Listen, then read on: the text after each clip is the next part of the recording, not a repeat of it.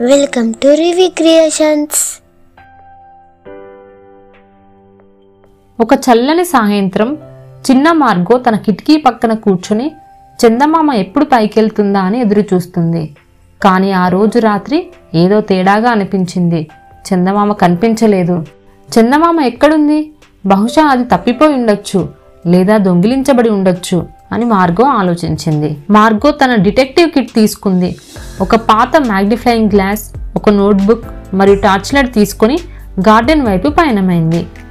చందమామ కనిపించడం లేదు, నేను దాన్ని కనుగొంటాను అని మార్గో గంభీరంగా ప్రకటించింది. ఆమె పిల్లి తన వెంట నడిచింది. మొదటగా మార్గో తోటకి వెళ్ళింది. ఆమె మంచుతో కప్పబడి ఉన్న మొక్కలను మ్యాగ్నిఫైయింగ్ గ్లాస్తో పరిశీలించింది. చందమామ ఇక్కడ లేదు. కానీ చందమామ ఈ వాటర్లో పడిపోయి ఉండి బయటికి రాలేదా అని అనుమానించింది. ఆ వాటర్లో చూసింది, ఏమీ లేదు. నీటిలో ఆమె ప్రతిబింబం మాత్రమే కనిపించింది. టోపీ, షాల్వా కప్పుకున్న చలికి నడవలేని చిన్న అమ్మాయి.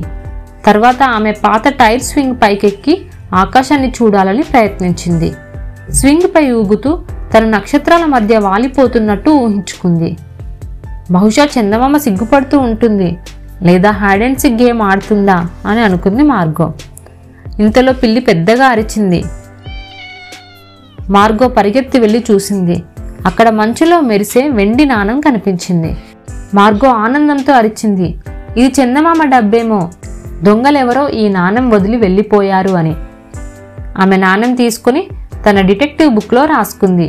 క్లూ 1, చందమామ దొంగలు మెరిసే వస్తువులు వదిలి వెళ్ళారు అని. సంతోషంతో మార్గో ఇంటికి వెళ్ళింది. నేను ఒక మిస్టరీని ఛేదిస్తున్నాను అని మార్గో చెప్పింది తన అమ్మతో.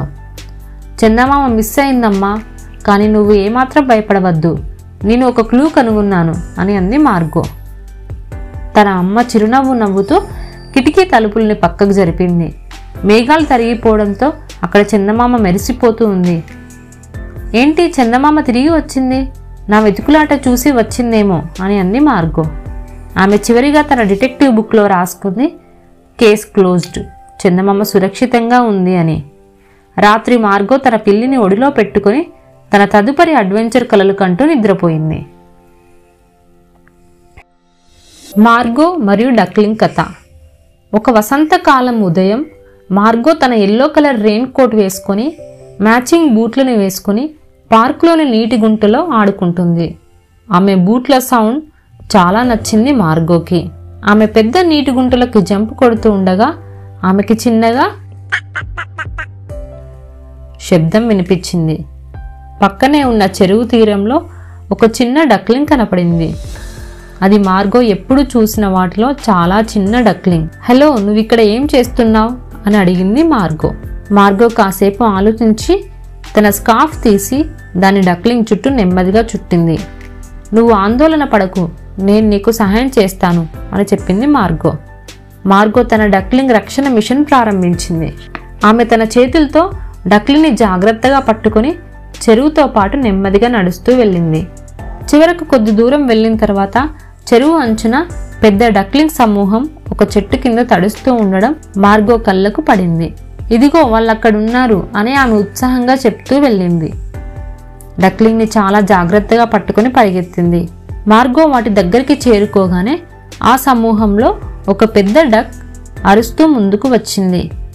చిన్న డక్లింగ్ స్కార్ఫ్ నుండి బయటపడి తన చిన్న రెక్కలను ఊపుతూ పరిగెత్తింది. ఇది మీ అమ్మనా అని మార్గో చిరునవ్వుతో అడిగింది. మదర్ డక్ తన బిడ్డను ముద్దాడుతూ, ఎక్కడికి వెళ్ళిపోయావు, నేను చాలా ఆందోళన పడ్డాను అని అంది. మార్గో వెళ్తూ వెళ్తూ వెనక్కి చూసింది. డక్లింగ్ తన కుటుంబంతో తిరిగి చేరడంతో ఆమె ముఖం చిన్నగా బాధతో కానీ ఎక్కువగా సంతోషంగా మారింది. మార్గో ఇంటికి చేరి మళ్ళీ వర్షం పడే రోజు నేను ఇక్కడికి వస్తాను అని నిశ్చయించుకుంది. మరెవరు నా సహాయం కోసం ఎదురు చూస్తుంటారో కదా అని అనుకుంది మార్గో.